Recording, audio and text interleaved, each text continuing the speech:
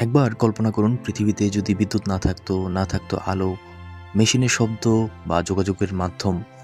এমনই ছিল পৃথিবী নিকোলা টেসলার আগমনের আগে, যিনি পৃথিবীকে আলোয় ভরে দিয়েছিলেন। নিকোলা টেসলার জন্ম 10 জুলাই 1856 সালে আধুনিক ক্রোয়েশিয়ার স্মিলজান গ্রামের ছোট্ট একটি বাড়িতে।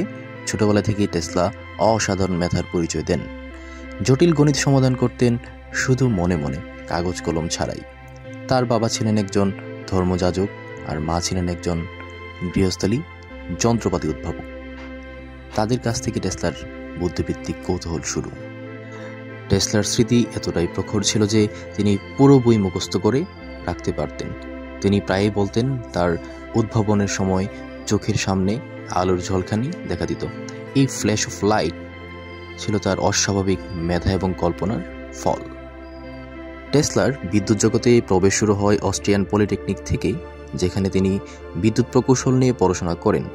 সেখানে তিনি প্রথমবারের মতো অল্টারনেটিং কারেন্ট বা এসি কারেন্টের ধারণা পান, যা পরে বিদ্যুৎ জগতে বিপ্লব ঘটাবে। কিন্তু নিয়মতান্ত্রিক শিক্ষা ব্যবস্থা তাকে আটকে রাখতে পারেনি। অসমাপ্ত রেখে তিনি বিশ্ববিদ্যালয় ছেড়ে দেন, কেননা তার স্বপ্ন ছিল অনেক বড়।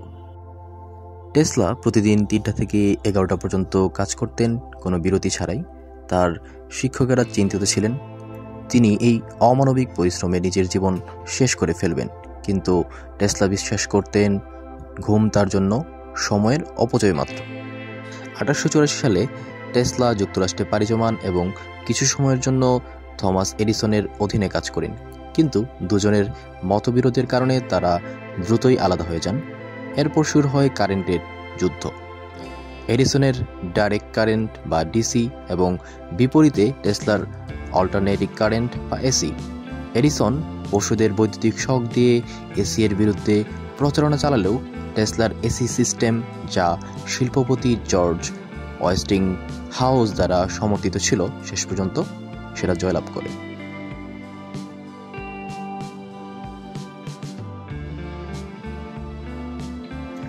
এডিসন টেসলাকে হেয় করার জন্য একবার টপসি নামের একটি হাতিকে প্রকাশ্যে বৈদ্যুতিক শক দিয়ে হত্যা করেন, কিন্তু শেষ পর্যন্ত টেসলার সিস্টেমই টিকে যায়।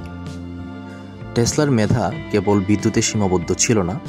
কলোরাডো স্প্রিংসে তিনি টেসলা কয়েল আবিষ্কার করেন, যা পরবর্তী সময়ে রেডিও এবং টেলিভিশনের জন্য অত্যন্ত গুরুত্বপূর্ণ হয়ে ওঠে।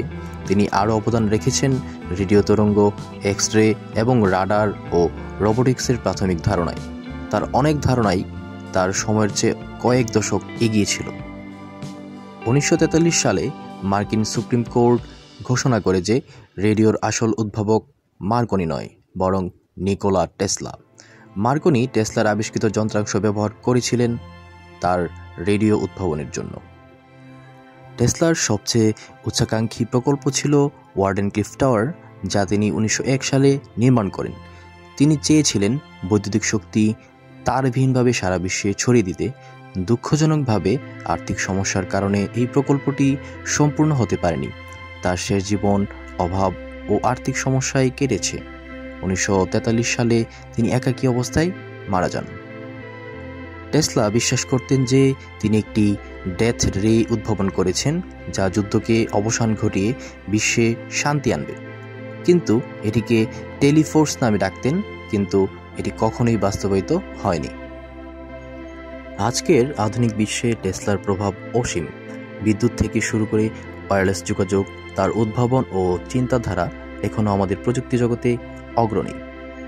2003 সালে একটি গাড়ি কোম্পানির নামকরণ করা হয় টেসলার নামে, যা তার পরিচ্ছন্ন শক্তি ও ভবিষ্যৎ চিন্তার প্রতি শ্রদ্ধা জানায়।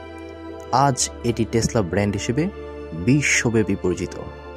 নিকোলা টেসলা এক প্রতিভাবান মানুষ, যিনি পৃথিবীকে আলোয় আলোকিত করার স্বপ্ন দেখেছিলেন। তার গল্প আমাদের জন্য প্রেরণার উৎস। এটি অবিরাম জ্ঞান ও কল্পনার চেতনা। আপনি যদি নিকোলা টেসলার এই অজানা গল্পটি উপভোগ করে থাকেন, তবে লাইক দিন, শেয়ার করুন এবং আমাদের চ্যানেলে সাবস্ক্রাইব করতে ভুলবেন না আরও অসাধারণ ইতিহাসের গল্প জানতে।